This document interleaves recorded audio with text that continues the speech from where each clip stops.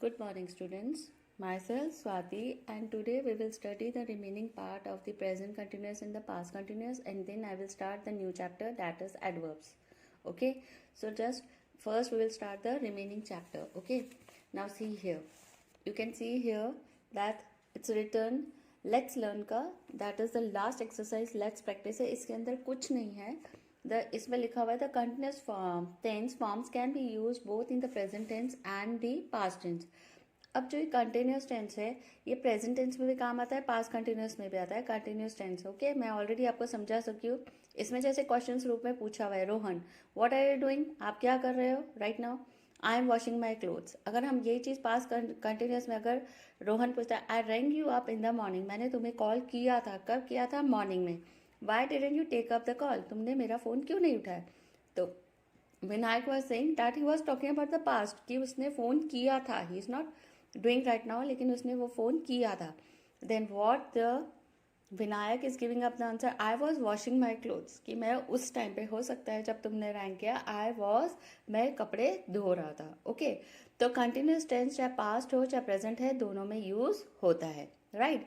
अब यहाँ पे जो लेट्स प्रैक्टिस वाले जो क्वेश्चन है, इसके अंदर कुछ नहीं है. फर्स्ट आपको पास्ट या प्रेजेंट कंटिन्यूस जो भी है उसको लगाना है. अगर वर्ब नहीं है तो वो लगाइए. ठीक है, या तो स्टार्टिंग में आपका पास्ट या प्रेजेंट कंटिन्यूस होएगा या बाद में आएगा. और यहाँ पर पास्ट कंटिन्यूस प्रेजेंट कंटिन्यूस के साथ में जहाँ पर वर्ब्स की ज़रूरत है, दोनों चीज़ें लगानी. Either you have to write the verbs और either according to the sentence, या तो आप वहाँ पे वर्ब लगाइए जहाँ ज़रूरत है वहाँ, या फिर आप पास्ट और प्रेजेंट कंटिन्यूस जहाँ पर जिस तरह से जो ब्रैकेट्स में जो दे रखे उसके बेसिस पे आपको लिखना है. फॉर एग्जाम्पल देखो, करोगे तो आपको आएगा fill in the blanks in these sentences given below, use the correct form of the verbs. आपको करेक्ट फॉर्म्स लगाना है. ठीक है, maybe the continuous, maybe the verb की जो 3 फॉर्म्स हमने पढ़ी थी, first form, second form, third form, इसमें ज़्यादातर आपको देख कर लगानी है कि कौन सी फॉर्म लगेगी according to the sentence. For example first is given for it, Dhoni dash drive when he met his friend.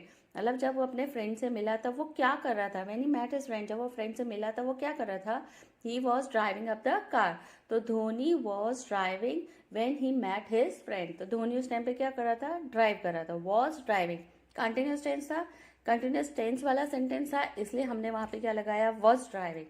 अब सेकेंड सेंटेंस देखो, his friend dash walk down the street when he tripped on the payment.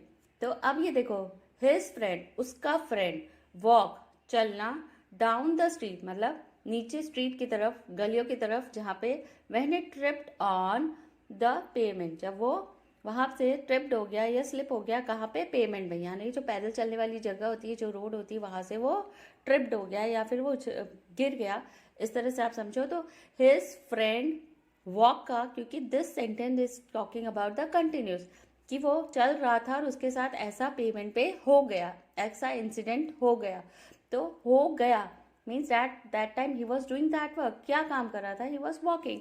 तो आपको यहाँ पे लिखना है his friend was walking down the street when he tripped on the payment. Payment होता है पाथ, जो साइड में जो वॉकिंग वाला जो पाथ होता है, जैसे आप गार्डन में जाते हो, एक तरफ बीच में गार्डन होता है, साइड में वॉकिंग प्लेस होती है, तो उसको बोलते हैं पेमेंट. ऐसे रोड पे भी जाते हैं तो एक साइड में एक जगह होती है, एक पत्थर की स्ट्रिप बनी होती है, उसको बोलते हैं पेमेंट, जहाँ पे लोग बाहर पैदल चलते हैं राइट. नाउ सी, अब ये थर्ड वाले देखो, they dash me when I fall. अब यहाँ पे देखो सेंटेंस में डिपेंड करता है. They was seeing, that is not the, they were seeing is not the correct sentence. they saw me, उन्होंने देखा था जब वो गिरा था.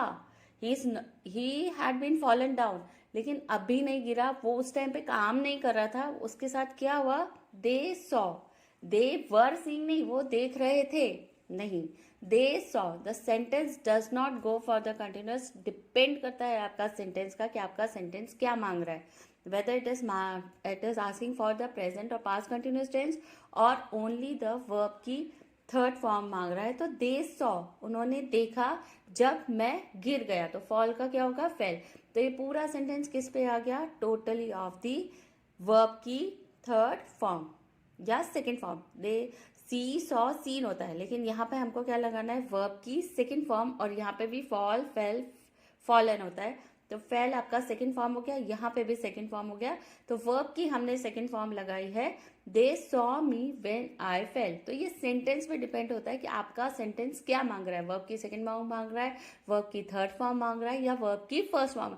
तो कई सेंटेंसेस होते हैं जो कंटिन्यूस पे होते हैं, कई सेंटेंसेस इसमें ऐसे जो सिर्फ वर्ब्स मांग रहे हैं, और हो सकता है कंटिन्यूस के साथ में आपको वर्ब्स भी लगाना लगे, ये सेंटेंस पे डिपेंड होता है। Now see here the next one, देखो वी डैश सॉरी आई बात सो आई डैश योर कॉल। तो अब देखो पूरा सेंटेंस पे डिपेंड करता है कि क्या बोल रहा है। इसमें लिखा है मैं नहा रहा था जब तुम्हारा कॉल आया था। आया मतलब वो काम कर रहे थे, उसका क्या काम हो रहा था, वो नहा रहा था, और उधर उसका क्या आ रहा था, कॉल आ रहा था। तो आई वॉज बाथिंग, एक ही समय पे दो काम हो रहे कि आई वॉज बाथिंग, मैं नहा रहा था जब तुम्हारा कॉल आया, तो आई मिस्ड योर कॉल, इसलिए मैंने तुम्हारा कॉल मिस कर दिया, यानी कि मैंने उसको छूट गया, क्योंकि मैं उस टाइम पे तुम्हारा फोन इसलिए नहीं उठा पाया क्योंकि मैं उस टाइम पे नहा रहा था। कि एक ही समय पे जब हम दो काम करते हैं तो एक में आता है कंटिन्यूस और एक में आता है verb. Now see here, we dash walk in the mountains when we dash a loud scream, मतलब वो दो काम हो रहे थे, देखो वो चल रहे थे, उसी समय पे उनको कुछ सुनाई दिया, ठीक है। वी वर वॉकिंग, हम घूम रहे थे माउंटेन्स पे, तभी हमको कुछ सुनाई दी, क्या सुनाई दिया, लाउड स्क्रीम, किसी के चिल्लाने की आवाज सुनाई दी। तो एक ही समय पे हम दो काम कर रहे हैं कि हम लोग वॉकिंग भी कर रहे थे, उसी बीच में जिस जगह पे आप वो काम कर रहे थे उसी समय उनको वहां पर कुछ सुनाई दिया, एट दैट मोमेंट ओनली उनको कुछ सुनाई दिया, that is called the continuous plus verb की थर्ड फॉर्म। उसी तरह से आपको ये सारे सेंटेंसेस करने, आपको शायद इसमें दिख रहा होगा कि किस तरह से आपको लिखना है। तो I think you can, there is no need of the PDF, you can go through this and you will understood what you have to write it down in every of the sentences, okay। now इसी तरह से आपको ये सारे sentences करने हैं, जैसे यहाँ पर देखो, they dash have so much fun at the party, they dash to stay a little longer, मतलब they were having, okay, were having so much fun, वहां पे उनको बहुत इंजॉयमेंट हो रहा था, इसलिए उन्होंने उसी समय डिसाइड किया, एट दैट मोमेंट उन्होंने डिसाइड किया। तो डिसाइड का क्या होगा, डिसाइडेड, वर्ब का थर्ड फॉर्म या सेकंड फॉर्म, जो आप डिसाइडेड सेकंड में भी वही रहता है, थर्ड में भी वही रहता है, decided to stay a little longer. At that moment जो चीज हो जाती है वहां पर क्या होता है, पहले कंटिन्यूस लगता है, फिर बाद में हम उसमें क्या लगाते हैं, वर्ब लगाते हैं। तो ये डिपेंड करता है आपका सेंटेंस का कि आपका सेंटेंस आपसे क्या मांग रहा है। The teacher arrives eight 8 AM every day but she dash last yesterday. देखो अब इसमें कोई कंटिन्यूस नहीं है, रोज का काम है। द टीचर अराइव्स, सिंगुलर है इसलिए हमने ES लगाया, S लगाया, sorry. The teacher arrives eight 8 AM every day, वो रोज कितनी बजे आ जाती थी, रोज 8 बजे आती थी, but she arrived late yesterday, लेकिन वो कल क्या हुई, लेट आई। अराइव्ड कल जो बीत चुका है, मतलब एक है प्रेजेंट में चला गया अराइव्स, एक है कि वो रोज ठीक 8 बजे आ जाती है, कंटिन्यूस में चलती, मतलब रेगुलर में उनका जो डेली लाइफ में उसमें वो 8 बजे आ जाती है, लेकिन आज कल की तरह कल पहली बार ऐसा हुआ कि डैट शी केम लेट, तो अराइव लेट यस्टरडे, ठीक है। I was booking tickets online for a movie when the power went out, go का वेंट होता है, गो वेंट गॉन, तो वर्ब की सेकेंड फॉर्म लग गई। आई वॉज बुकिंग, मैं जब बुकिंग कर रहा था, किसकी टिकट्स कर रहा था, ऑनलाइन की, उसी समय पे जो हमारी इलेक्ट्रिसिटी थी वो चली गई। तो दैट मोमेंट ही कोई काम, हम जैसे आप कंटिन्यूस में कोई काम कर रहे हो और उसी मोमेंट पे कुछ और भी हो जाता है, वर्ब उसी टाइम, जो एक्शन आप उसी टाइम पे एकदम से हो जाता है आपके साथ में, that is called the verbs, ठीक है। तो इस तरह से आपको ये, इसमें और है पीछे 2-3 और है जो आपको करना है, मैं ऑलरेडी आपको बता चुकी, now do it in this way, okay. ये आपका चैप्टर कंप्लीट हो गया, past and present continuous, that is not necessary, इसको आपको नहीं करना है। फ्यूचर टाइम मैं भी आपको नहीं समझा रही हूँ, अदरवाइज आप कंफ्यूज हो जाओगे, ठीक है। एट द लास्ट अगर टाइम मिला तो मैं आपको फ्यूचर टाइम ऐसे ही समझा दूंगी लास्ट में। अब हम करेंगे, ये भी आपको नहीं करना है क्योंकि ये वाला जो चैप्टर है टेस्ट पेपर फर्स्ट, ये ऑलरेडी हमारे ऐसे में काफ़ी चैप्टर्स इसमें इंक्लूडेड है, इसलिए इसको करने की ज़रूरत नहीं है। अब आप आ जाओ जो आपका मेन है, अब एडवर्ब्स। मेन होता है पास्ट एंड प्रेजेंट टेंसेस, जो मैंने आपको अच्छे से समझाया। Simple past, simple present, present continuous and past continuous, क्योंकि यही सबसे ज़्यादा काम में आता है। फ्यूचर टेंस इतना काम में नहीं आता है, ओके।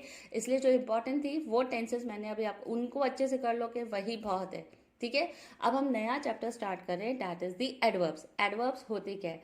आपने वर्ब्स पढ़ लिए, वर्ब्स के तीनों फॉर्म्स भी पढ़ लिए, लेकिन जब हम वर्ब्स करते हैं तो वर्ब्स क्या होते हैं? सिर्फ हमारे हेल्पिंग वर्ब्स या वर्ब की first form, second form, third form. Subject आपको पता है, वर्ब्स आपको पता है, हेल्पिंग वर्ब्स एंड वर्ब की फर्स्ट फॉर्म, लेकिन जो आप काम कर रहे हो किस तरह से कर रहे हो, किस टाइम पे कर रहे हो, किस तरह से कर रहे हो, कब किया, कितने टाइम, कितनी बार उस काम को किया, तो वो कहलाता है ऑब्जेक्ट।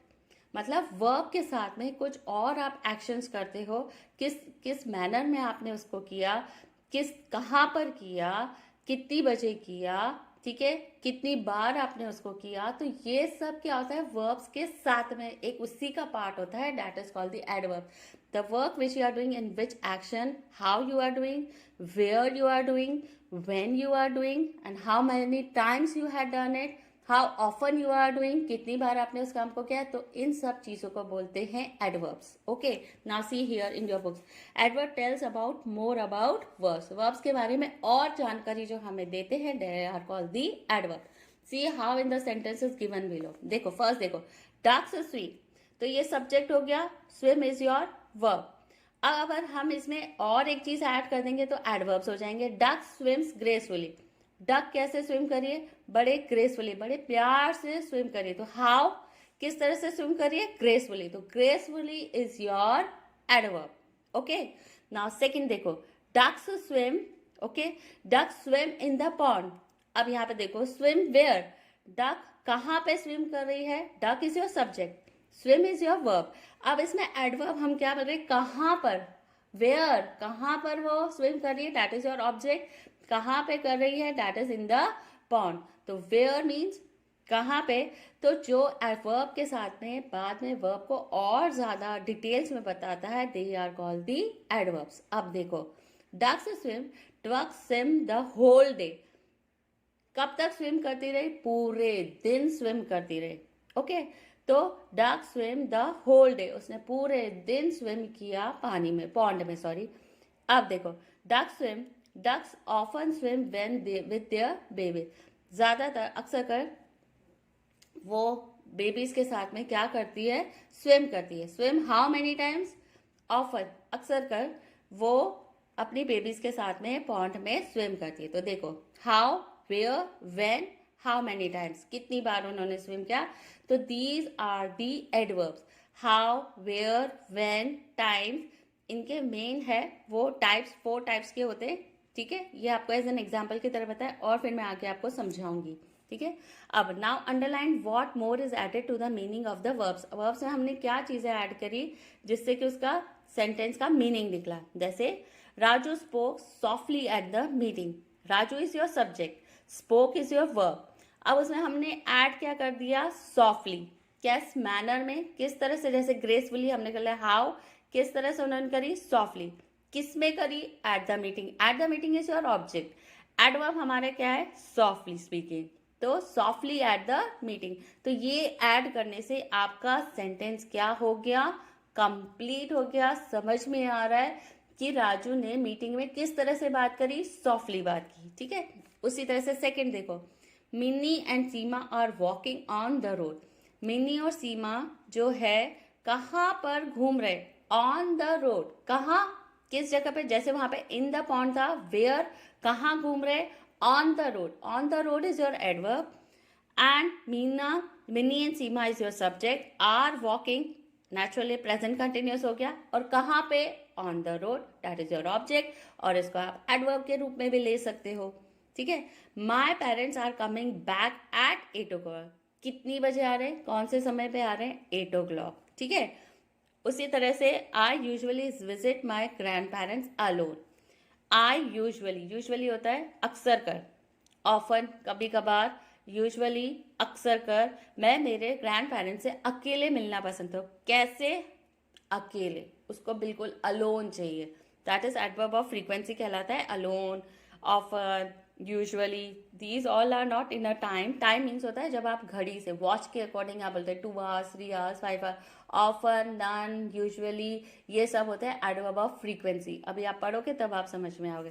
तो जो ये मैंने अंडरलाइन किए, आपको भी इनको अंडरलाइन करना है।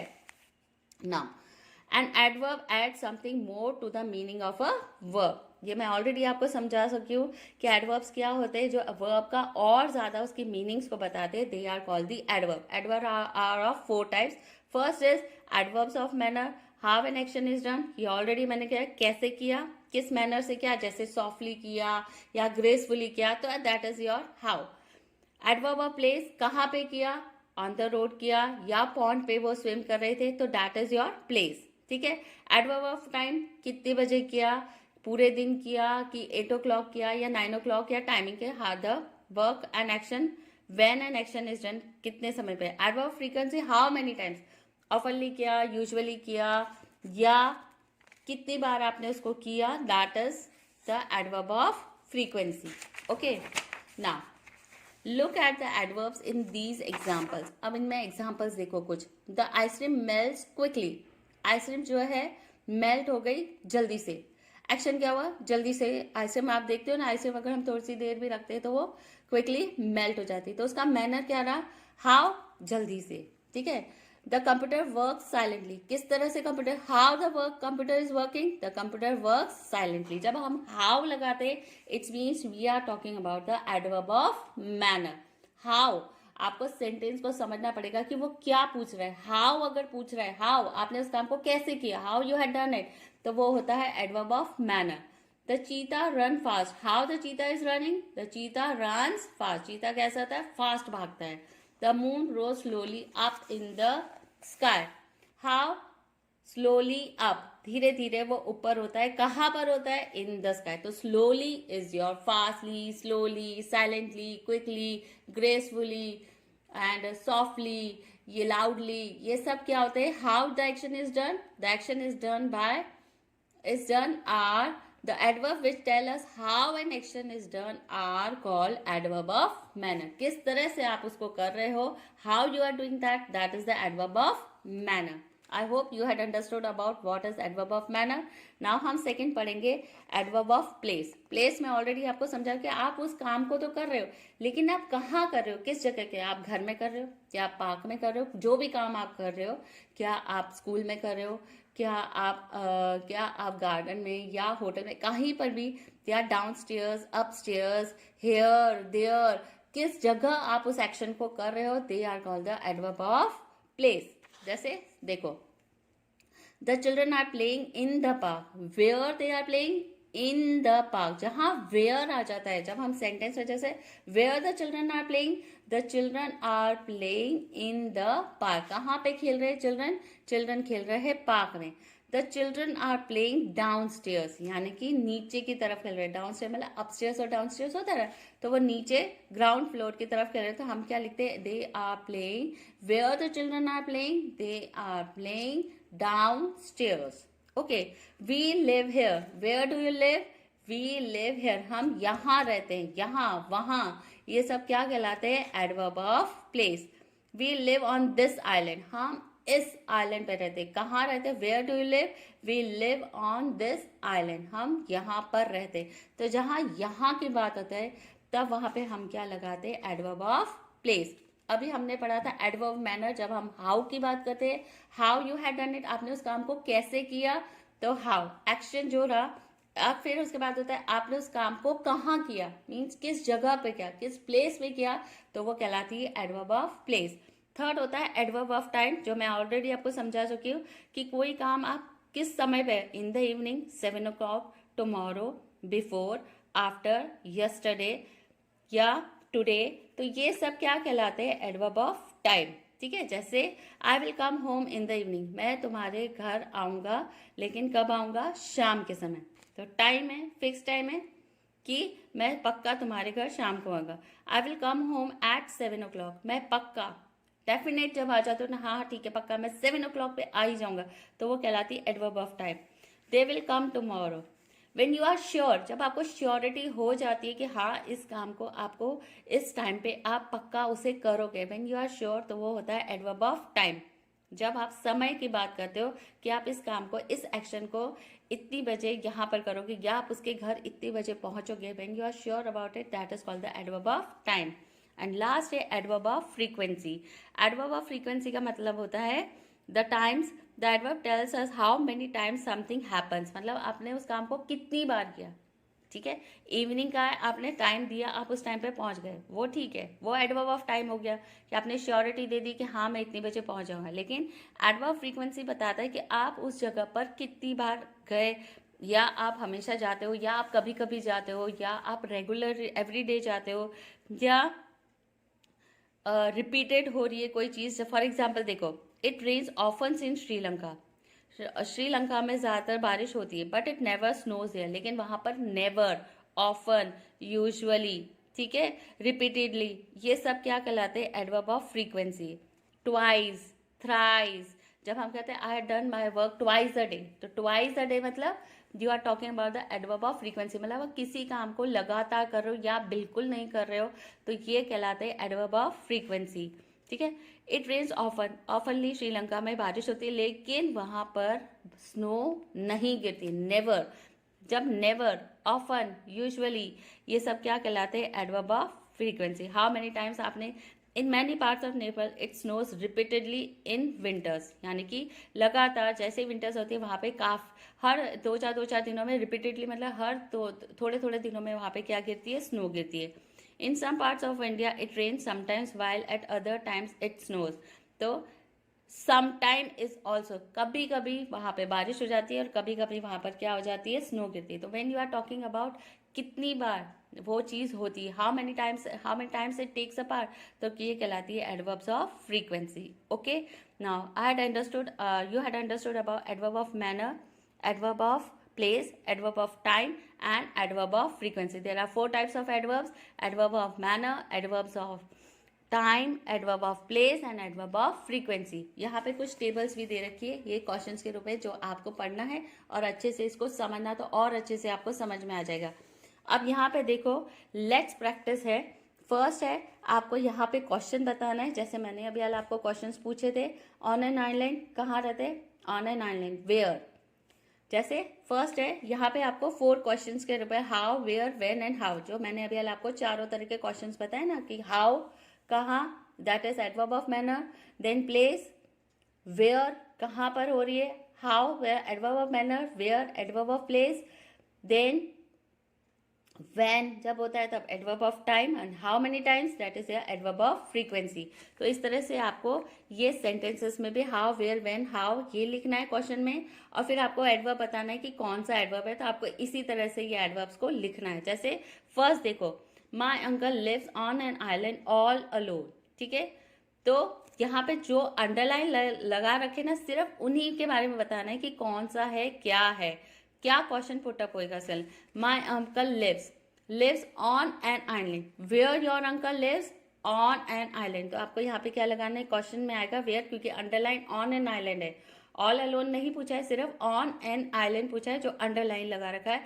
तो इसमें क्वेश्चन बनता है where does my uncle, where my uncle lives, my uncle lives on an island. तो ऑन एन आइलैंड के लिए हमको इसमें समझ में आएगा कि ये प्लेस के लिए पूछ रहा है, तो हमको वहां पे क्या लगाना है, क्वेश्चन विल बी वेयर, और आंसर में आएगा एडवर्ब ऑफ प्लेस।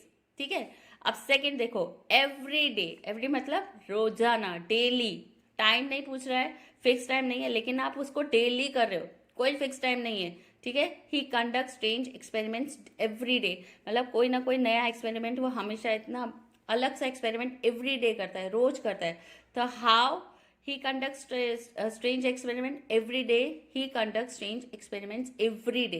तो how many times means daily he is doing, तो हाउ मेनी टाइम्स हो गया, तो ये हो गया एडवर्ब ऑफ फ्रीक्वेंसी। ठीक है, अब time, from morning till evening, तो when he keeps busy from morning till evening, तो व्हेन कब तक, सुबह से लेकर शाम तक वो हमेशा क्या रहता है, बिजी ही रहता है, तो व्हेन।